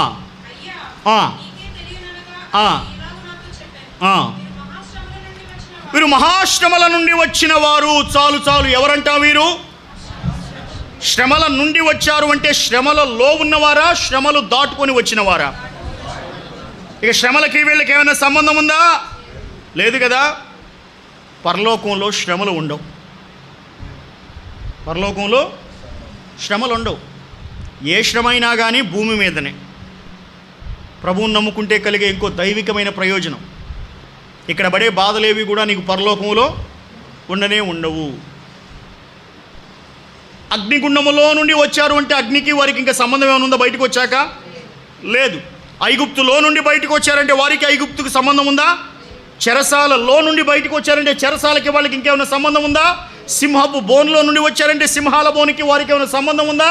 లేదు. అట్లాగే మహాశ్రమలలో నుండి వచ్చారు అంటే శ్రమలకి పరలోకానికి సంబంధం లేనే లేదు. అక్కడ శ్రమలు ఉండవు, పరలోకంలో శ్రమలు ఉండవు. మనకు ఒక ఆనందకరమైన విషయం అది. మరి ఏ శ్రమ అనుభవించినా కానీ ఎక్కడ అనుభవించాలి? భూమి మీదనే అనుభవించాలి. కాబట్టి ఇప్పుడు శ్రమ పొందడం మేలా కీడా? మేలే. కీర్తనలో దావీదు చెప్తాడా, మేలాయేను ప్రభు. ఏం మేలైనా నీకు? శ్రమ పొందుటే నాకు మేలాయను. కానీ ఇవాళ శ్రమలు లేని క్రైస్తవ్యాన్ని బోధించే బోధకులను చూస్తే బాధ కలుగుద్దా? కలుగుద్దా? ప్రభువుని నమ్ముకోండి, రోగాలు రావు. ప్రభువుని నమ్ముకోండి, అప్పులు అవ్వవు. ప్రభువుని నమ్ముకోండి, పిల్లలు పుడతారు. అయ్యేనా బోధలు? రైట్. జాగ్రత్తగా ఉండాలి విశ్వాసం. అండ్ ఫైనల్గా పరలోకంలో 15వ వచనం చదవండి. అందువలన వారు దేవునికి సింహాసనం ఎదుట ఉండి రాత్రింబవళ్ళు ఆయన ఆలయములో ఆయనను సేవించుచూ ఉన్నారు. సింహాసనాసీనుడైన వాడు తానే తన గుడారమును వారి మీద కప్పును. అంటే దాని అర్థం ఏంటి? ఆయన తానే వారి గుడారమును వారి మీద, తన గుడారమును వారి మీద కప్పుతాడట. అంటే దాని అర్థం ఏంటి? ఆయన వస్త్రం కప్పుతాడా? గుడారం. ఇందాక గుడారం అంటే ఏం చెప్పాం? పర్ణశాల. గుడారం అంటే ఏం చెప్పాము ఇందాక? గుడారాల్లో నివసించిన పితరులు ఎవరు? అబ్రహాము, ఇస్సాకు, యాకోబు. మరి ఇల్లు ఎవరు కట్టుకున్నారు? ఎక్కడికి వచ్చినాక ఇల్లు మొదలైన ఇశ్రాయేలీలకి కానాన్ దేశం వచ్చినప్పుడు దేవుడు ఏమన్నాడు? మీరు నాటని ద్రాక్ష తోటల ఫలములను మీరు అనుభవిస్తారు, మీరు కట్టని ఇండ్లలో మీరు నివసిస్తారు. అప్పటి నుంచి ఇల్లు మొదలైనాయి. ఐగుప్తు దేశంలో వీళ్ళకి ఇళ్ళు ఉన్నాయా? బానిసలకి ఇళ్ళు ఉంటాయా? బానిసలకి హక్కులు ఉంటాయా? జీవితకాలం మొత్తం మీద వీళ్ళకి గుడార అనుభవాలే. ఇప్పుడు దేవుడేమంటున్నాడంటే, భూలోకంలో మీరు వేసుకున్న గుడారాలు కాదు, నేనే నా గుడారాన్ని మీకు కప్పుతాను. అంటే దాని అర్థం ఏంటంటే, నా గుడారములోనికి నేను మిమ్మల్ని తీసుకెళ్తాను. ఎవరి గుడారములోనికి? దేవుని గుడారములోనికి దేవుడు మనలను తీసుకువెళ్తాడట. నా ప్రశ్నకు జవాబు చెప్పండి. ఇస్సాకు గుడారములోనికి ఎవరు వెళ్ళారు? రిబ్కా వెళ్ళింది కదా. రిబ్కా ఇస్సాకు గుడారంలోనికి వెళ్ళినప్పుడు ఎవరికి ప్రశాంతత కలిగింది? రిబ్కాకు కలిగిందా, ఇస్సాకు కలిగిందా? వాక్యంలో రాశాడు, ఇస్సాకు తన తల్లి విషయమైన దుఃఖము నుండి దుఃఖ నివారణ పొందాడు, ప్రశాంతత పొందాడు. పాత నిబంధన గ్రంథంలో ఇస్సాకు గుడారంలోనికి రెబకా వెళితే ఇస్సాకుకు దుఃఖ నివారణ కలిగింది. అయితే మనము మన ప్రభు అయిన యేసు క్రీస్తు వారి గుడారములోనికి అడుగు పెడితే మనకు దుఃఖ నివారణ కలుగుద్ది. అయ్యా అదే కదా దాని వాక్య సారాంశం అంతా కూడా. ఆకలి అయినను దాహమైనను ఉండదు, సూర్ని ఎండ అయినను వడగాలి అయినను తగలదు. ఎందుకనగా సింహాసన మధ్యమందుండు గొర్రెపిల్ల వారికి కాపరి అయి. గొర్రెపిల్ల వారికి ఏమై? కాపరి అయి. యేసుక్రీస్తు ప్రభు వారు కాపరి అయినా? ఏ కాపరి? నేను గొర్రెలకి కాపరే. ఏ కాపరి? మంచి కాపరి, ప్రధాన కాపరి. ఉన్నాయి చెప్పండి, లేనియొద్దు. బైబిల్లో ఉన్నాయి చెప్పండి.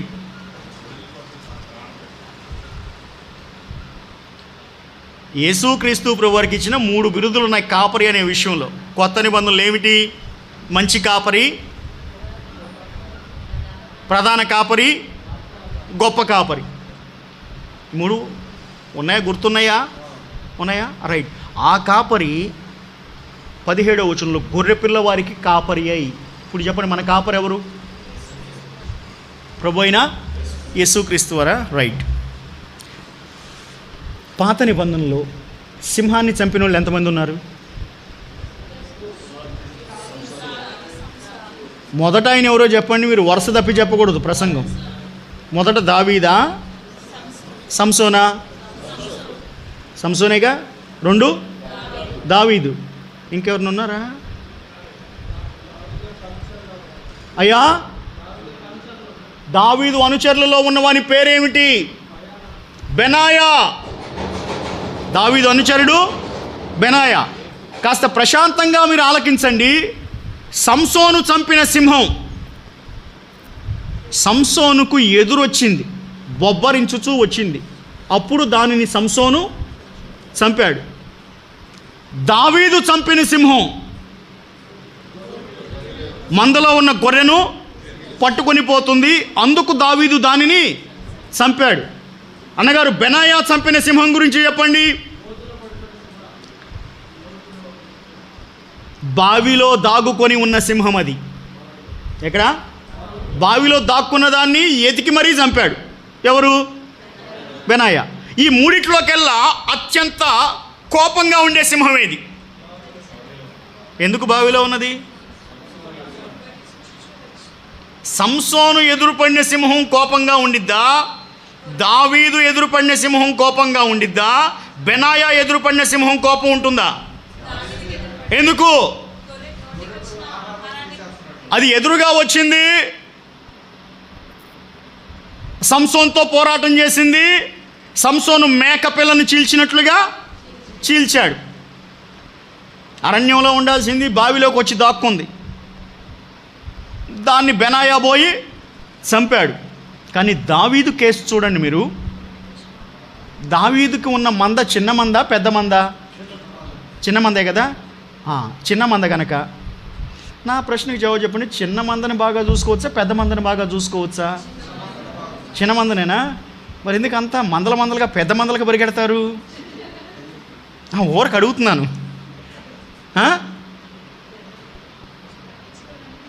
పట్టించుకోరా? ఎవరు వాళ్ళు? పెద్ద మందల్లో పట్టించుకొని చిన్న మందలకు వచ్చేస్తున్నారా? పెద్ద మందోడు పెద్ద బిల్డప్ ఇస్తాడు, ఈడేదో అన్ని ఆత్మలకు అన్నట్టుగా. అయ్యా కొన్ని మోటు వ్యవహారాలు మీకు చెప్పకూడదు కనుక చెప్పట్లేదు. పక్కనోడు బండికి నువ్వు కొనుక్కొచ్చిన సీట్ కవర్ వేసి ఇది నా బండి అంటే ఏమైద్ది?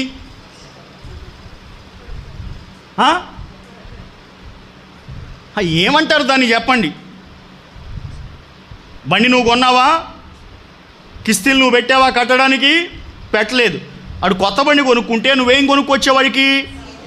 కాంప్లిమెంటరీగా సీట్ కవర్ కొనుక్కొచ్చావు. సీట్ కవర్ కొనుక్కొచ్చి ఏసి రే ఇది నా బండి అన్నావంటే నువ్వెవడివి? దీన్ని కొంచెం మోటుగా కూడా చెప్పొచ్చు, కానీ నేను చెప్పను.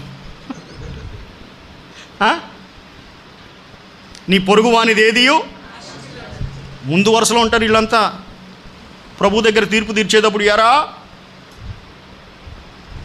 కన్నాయే నా బిడ్డ, ప్రసవేదన పడ్డాయే నా బిడ్డ, అట్లాంటి 10 ఉన్నా చాలు నాకు.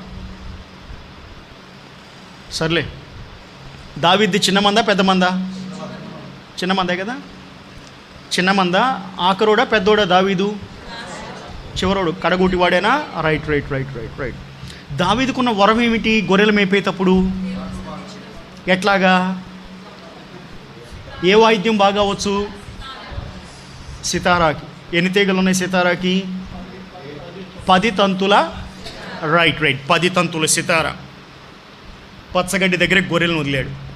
గొర్రెలు పచ్చగడ్డి మేస్తున్నాయి. కాలువ దగ్గర కొన్ని వదిలాడు. కాలువలో నీళ్లు కొంచెం తాగుతున్నాయి. ఆకాశంలో పక్షులు తిరుగుతున్నాయి. చెట్టు నీడను కూర్చున్నాడు. చెట్టు మొద్దు కానుకున్నాడు. సితారా తీసుకున్నాడు. పాటలు పాడుతున్నాడు. దేవుణ్ణి స్తుతిస్తున్నాడు. సంతోషంగా ప్రశాంతంగా సాగిపోతుంది కదా అట్మాస్ఫియర్ అంతా కూడా. ఇప్పుడు గొర్రె అరుస్తుంది. గొర్రెకి అపాయం వచ్చినప్పుడు ఎట్ట అరిసిద్ది? అరిసిద్ది. ఇప్పుడు మంచి దైవ ధ్యానంలో ఉన్న దావీదికి ఈ గొర్రె అరుపు వినపడగానే ఏం కలిగింది? ఏం కలుగుద్ది?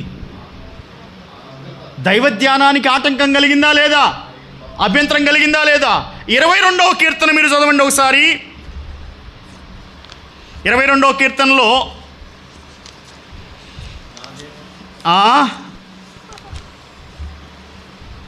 21వ వచనం చదవండి. సింహపు నోట నుండి నన్ను రక్షించుము. ఈ అనుభవం ఎక్కడ చూసి ఉంటాడు దావీదు?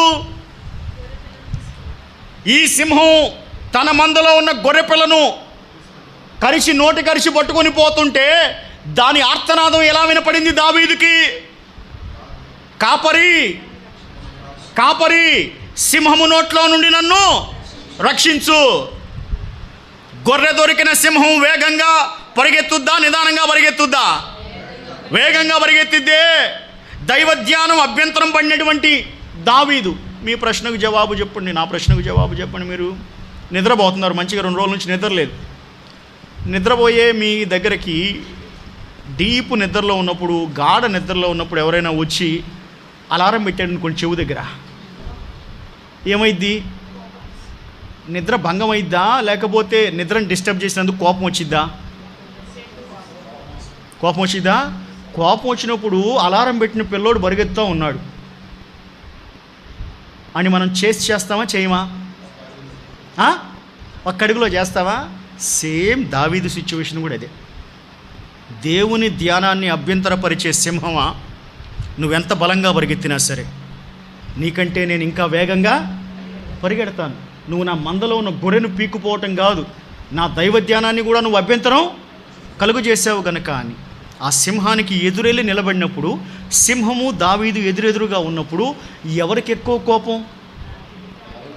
దావీదుకా సింహానికా? దావీదుకే. సింహం నోట్లో ఎవరున్నారు? ఇప్పుడు ఈ గొర్రెపిల్లకి ధైర్యమా భయమా?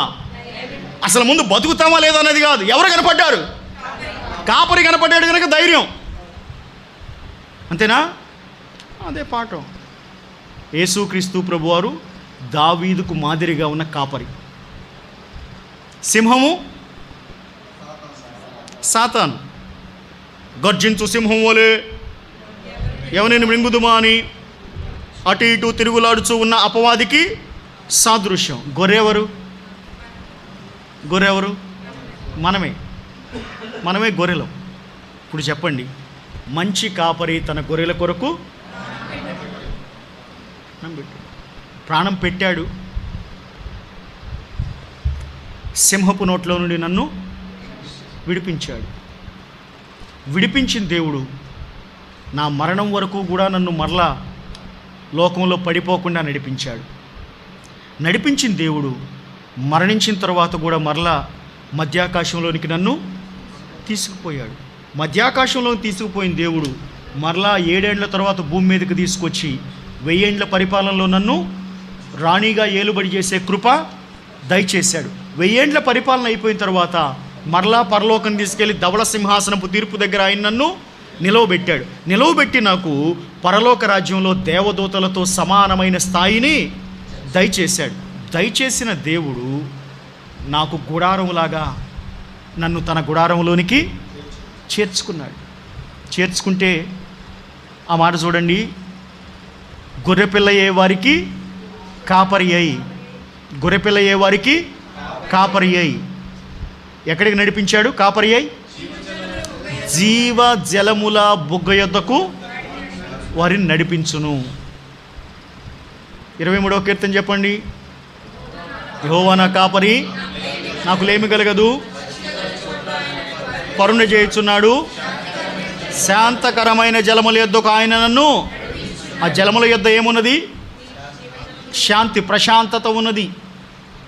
ఈ గొర్రెల కాపరి అయిన యేసుక్రీస్తు ప్రభువారు నడిపించేటువంటి జీవ జలముల దగ్గర ఏమున్నది?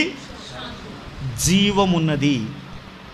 23వ కీర్తనలోనేమో శాంతకరమైన జలములు, ఇక్కడ ఉన్నవేమో జీవజలములు. జీవమున్నది. ఆ జీవము నిత్య జీవము కింద నాకు అనుగ్రహించబడింది. సార్ చెప్పండి, ఇప్పుడు ప్రభువుని నమ్ముకోవడం వల్ల లాభమా నష్టమా? లాభమేనా? ఇప్పుడు చెప్పండి, మనం ఏమని చెబుతాం? ఇంతకు మించిన ఆయన ప్రేమను ఏమని వర్ణిస్తాం? పరలోకంలో ఆయనతో కూడా ఉండే భాగ్యం మనకు దయచేశాడు. పరలోకంలో ఆయనను స్తుతించే భాగ్యం ఆయన మనకు దయచేశాడు. పరలోకంలో శ్రమలు లేని జీవితాన్ని ఆయన మనకు దయచేశాడు. పరలోకంలో ఆయన తన గుడారంలోనికి తీసుకుని వెళ్ళి మనకు దుఃఖ నివారణ కలుగుజేసి జీవజలముల బొగ్గ యొద్దకు ఆయన మనలను నడిపించాడు. ఇంతకు మించి మేలు చేసే దేవుడు ప్రపంచంలో మీకెవరైనా ఉన్నారా? లేరు, రారు, ఉండరు. ఎందుకు? పైనున్న ఆకాశం ఎందునే కానీ, కిందన్న భూమి ఎందునే కానీ, గట్టిగా మాట్లాడితే భూమి కింద నీళ్ళ ఎందునే కానీ ఈయన తప్ప వేరొక రక్షణకర్త ఎందుకు లేడు అంటే ఇదే కారణం. దేవుని ఉగ్రతను తప్పిస్తాడు, మరణం వరకు నమ్మకంగా నడిపిస్తాడు, మరణించినా కానీ తిరిగి పునరుద్ధానంలో లేపుతాడు, మధ్యాకాశానికి తీసుకెళ్తాడు, మళ్ళీ భూమి మీదకి తీసుకొచ్చి 1000 ఏండ్ల పరిపాలనలో నిలవబెడతాడు. మళ్ళీ ఇక్కడ 1000 ఏండ్ల పరిపాలన అయిపోయినాక ధవళ సింహాసనపు తీర్పు దగ్గరకు తీసుకువెళ్ళి దేవదూతలతో సమానమైన స్వాస్థ్యాన్ని మనకు దయచేస్తాడు. అక్కడి నుంచి శ్రమలు లేని జీవితం, ఆయనను స్తుతించే జీవితం, జీవజలముల బొగ్గ యొద్దకు వెళ్ళి ప్రశాంతత కలిగిన జీవితాన్ని ఆయన మనకు నిత్యత్వము దయచేస్తాడు. ఇటువంటి పరలోక సంబంధమైన ప్రయోజనం యేసుక్రీస్తు ప్రభువారు కాకుండా మరి ఏ దేవుడి వలన కలిగినా కానీ వారిని రక్షకునిగా అంగీకరించడానికి నాకేమి అభ్యంతరము లేదు. But there is only one exclusive way in order to go through this glorious status. That's the lord Jesus Christ. ఇంతటితో 7వ అధ్యాయం ముగించబడింది. ఎవరికైనా ఏమైనా సందేహాలున్నాయా?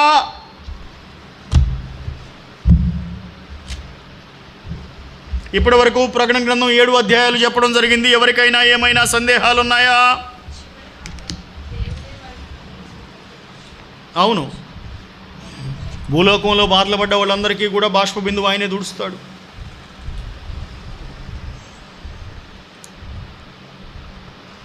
ఇంకా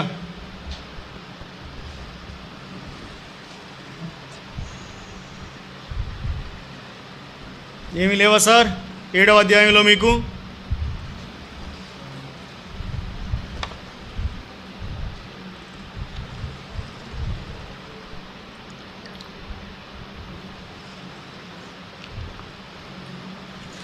ఒకటి కూడా లేదా సందేహం? ఎస్,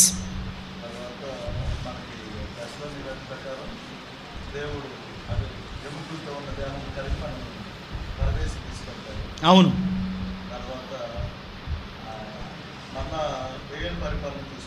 అవును, అవును, అవును.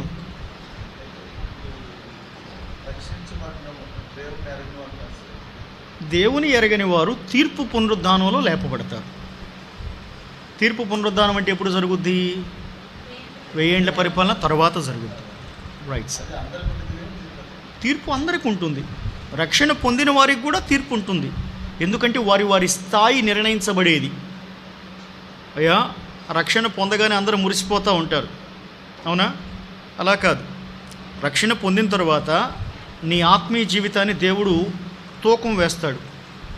తూకం వేయడానికి బైబిల్ గ్రంథంలో త్రాసు అనే ఒక మాట ఉపయోగించబడింది కదా. తర్వాత నూలు గుండ జకరియా గ్రంథంలో ఉంటుంది. ఏంటది నూలు గుండ అంటే ఏమిటి? బైబిల్లో ఉన్న మాట గుండు. గుండు అంటే ఏమిటి? తూకం. తూకం దేనికి వాడతారు?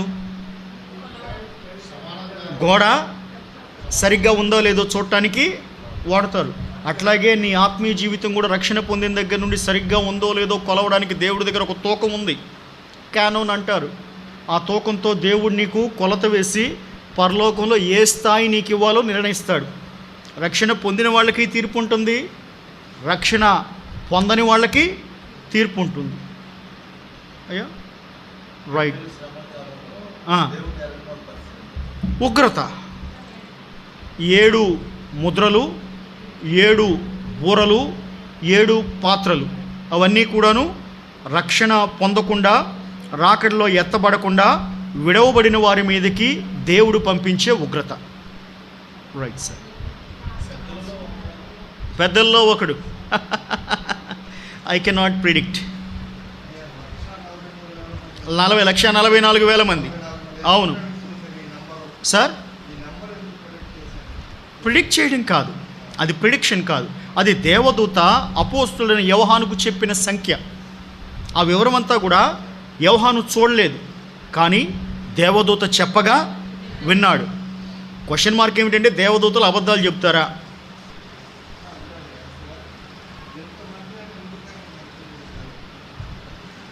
పోయిన క్లాసులో చెప్పాను నేను, దేవునికి ఇష్టం. దేవుడికి 1,44,000 మందే ఇష్టమయ్యారు 7 ఏండ్ల మహాశ్రమల కాలంలో. యూదులు రక్షణ యూదుల్లో నుండేగా కలిగేది. కాబట్టి రక్షణ కార్యం 7 ఏండ్ల శ్రమల కాలంలో జరగాలి అంటే మొదట యూదులు 1,44,000 మంది రక్షించబడాలి. మేము సిలువ వేసిన ఆయనే మాకు మెస్సయ్య అని అంగీకరించాలి. అంగీకరించిన వీరు పోయి ప్రభువుకి సాక్షులుగా నిలవబడాలి. సౌలు క్రీస్తును వ్యతిరేకించాడా? అదే సౌలు క్రీస్తుకు సువార్థికుడుగా మారాడా? ఈ సౌలు లేదా పౌలు ఈ 1,44,000 మందికి ముంగుర్తుగా ఉన్నాడు. ఇంకా ప్లీజ్. అవును అవును అవును.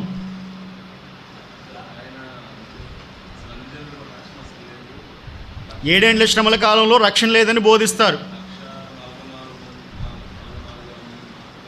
మీకు ఇంకో టాపిక్ చెప్పాను నేను. 1,44,000 మంది గురించి మాట్లాడుతున్నప్పుడు 7వ అధ్యాయంలో 1,44,000 మంది ఉన్నారు, 14వ అధ్యాయంలో 1,44,000 మంది ఉన్నారు.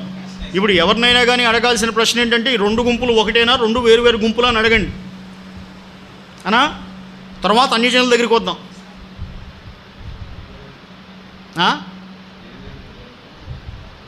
యెహోవా సాక్షులని ఉంటారు తెలుసా? వాళ్ళ 1,44,000 మంది మేమే అంటారు.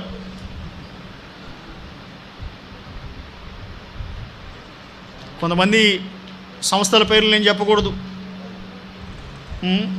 పెద్దవాళ్ళని విమర్శించేంత పెద్దవాళ్ళం కాదు మనం. కానీ వాళ్ళు కూడా చెప్పుకునేది ఏంటి? ఆ 1,44,000 మంది మేమే అంటారు. అది 14వ అధ్యాయంలోకి వచ్చినప్పుడు కొంచెం క్లియర్ చేస్తాను, ఇబ్బంది ఏం లేదు. కాకపోతే పాఠం ఏంటంటే, అన్యజనుల్లో కూడా ఆ రోజుల్లో రక్షణ పొందేవాళ్ళు ఉంటారు. ఇదే రిఫరెన్స్, ఇక్కడ ఉన్నదే రిఫరెన్స్. మీకు ఇక్కడ సబ్జెక్ట్ ఎక్కడ మీకు ఇబ్బందిగా అనిపిస్తుందంటే, ప్రీ ట్రిబులేషన్ అంటే 7 ఏండ్ల శ్రమల కాలానికి ముందే ప్రభు వచ్చి సంఘాన్ని మధ్యాకాశానికి ఎత్తుకెళ్ళిపోతాడన్నది ప్రీ ట్రిబులేషన్. రెండవది ఏమిటి? మిడ్ ట్రిబులేషన్ అంటే 7 ఏండ్ల శ్రమల కాలంలో మొదటి 3.5 సంవత్సరాలు కూడా సంఘం భూమి మీదే ఉంటుంది అని బోధించే బోధ. ఓకే. మూడవది పోస్ట్ ట్రిబులేషన్, అంటే 7 ఏండ్ల శ్రమల కాలం ముగించిన తర్వాతే సంఘం ఎత్తబడుతుందనే బోధ. 3 బోధలు ఉన్నాయి. 7 ఏండ్ల శ్రమల కాలానికి ముందు ఎత్తబడుతుంది సంఘం, 7 ఏండ్ల శ్రమల కాలంలో 3.5 ఏళ్ళు అయిపోయిన తర్వాత ఎత్తబడుతుంది సంఘం, 7 ఏండ్ల శ్రమల కాలం చివరిలో ఎత్తబడుతుంది సంఘం. 3 బోధలు ఉన్నాయి. నేను తీసుకున్న బోధ, నేను నమ్మే బోధ, నేను ప్రకటించే బోధ ఏమిటంటే 7 ఏండ్ల శ్రమల కాలానికి ముందే సంఘం ఎత్తబడుతుందని బోధిస్తా. నేను నమ్ముతా. అది నేను నమ్మే ఈ కోణంలో ఈ 1,44,000 మంది వారి ద్వారా రక్షించబడిన లెక్కింపజాలని గొప్ప సమూహము 7 ఏండ్ల శ్రమల కాలంలో ప్రభువుని రక్షకునిగా అంగీకరిస్తారు. మీరు ఏదైతే ఒక థియరీ చెప్పారో వాళ్ళు 3.5 సంవత్సరాలు మిడ్ ట్రిబులేషన్ థియరీని కానీ 7 సంవత్సరాల పోస్ట్ ట్రిబులేషన్ థియరీని కానీ నమ్ముతున్న వాళ్ళై ఉంటారు. ఈ క్యారెక్టరైజేషన్ ఏమంటారు, ఈ కేటగరైజేషన్ తెలియకపోతే అంత కన్ఫ్యూజన్గా ఉంటుంది. ఓకే. నేను వాడి జోలికి కూడా వెళ్ళట్లేదు. వెళ్ళిన దగ్గర నుంచి డిబేట్ చేయాల్సి వస్తుంది.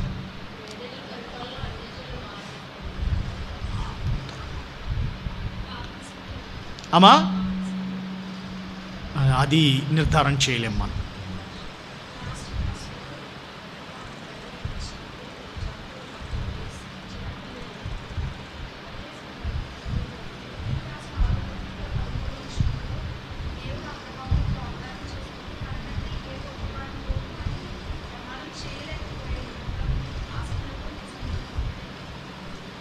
Mostly we cannot equal it. రెండింటిని కూడా ఈక్వేట్ చేయలేము సిస్టర్ మనం. లేకపోతే based on the interpretation rules, అంటే వ్యాఖ్యాన సూత్రాలు కొన్ని ఉంటాయి. సార్వభౌమరాజు సామంతరాజు స్థానంలో వెళ్ళి ప్రమాణం చేయటం, అది పోయిన క్లాస్లో మనం చెప్పుకున్న పాఠం. But we cannot simply predict all those things.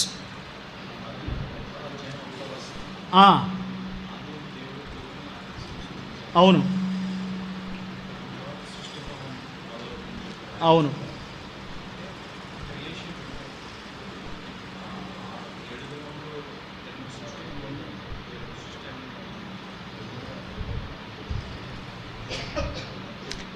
Gap theory అంటారు దాన్ని. అకార్డింగ్ టు గ్యాప్ థియరీ ఆదికాండం 1వ అధ్యాయానికి 2వ అధ్యాయానికి మధ్యలో కొన్ని యుగాలు ఉన్నాయని నమ్ముతారు. Gap theory. But I don't believe in that.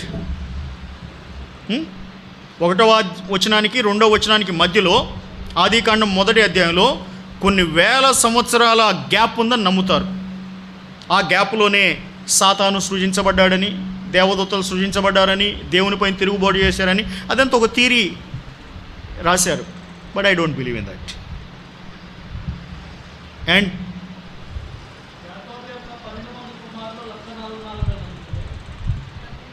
యాకోబు యొక్క కుమారులు అని కాదు కానీ ఇశ్రాయేలీ, యాకోబు కుమారులు 12 మంది ఉన్నారు. కానీ 7వ అధ్యాయంలో చెప్పబడిన 1,44,000 మందిలో 2 గోత్రాలు మిస్ అయినాయి.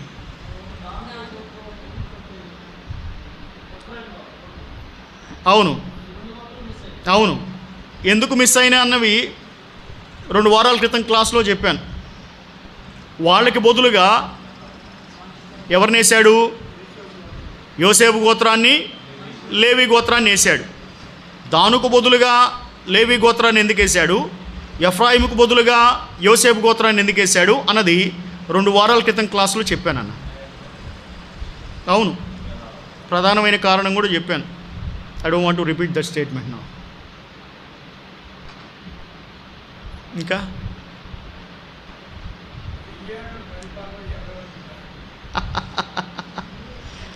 రాజగు యేసు, రాణియగు ఆయన సంఘము.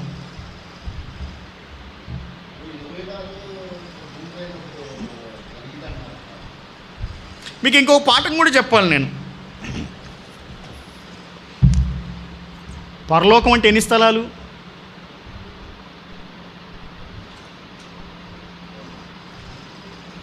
మీరు నన్ను ఎక్కువ లాక్కెళ్ళకూడదు. ఆకాశాలు కాదు, పరలోకం అంటే ఎన్ని స్థలాలు? ఒకటేనా? 21 చదవండి ఆదికాండం. అమ్మ నేను పరలోకం గురించి అడిగానక్క. ఆదికాండం, ప్రకటన గ్రంథం 21వ అధ్యాయం చదవండి. 21వ అధ్యాయమా? క్రొత్త ఆకాశం ఒక స్థలం, క్రొత్త భూమి ఇంకో స్థలం. Okay okay. నూతనమైన యెరూషలేము మూడో స్థలం.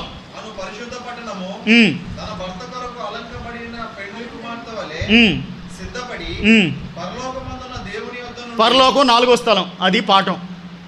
మొత్తం ఎన్ని స్థలాలు దొరికినాయి మీకు ఇప్పుడు? 21వ అధ్యాయం దాకా వస్తే అప్పుడు చెబుతా 4 స్థలాల గురించి. ఇప్పుడేం అడగబాకండి. ఇంకా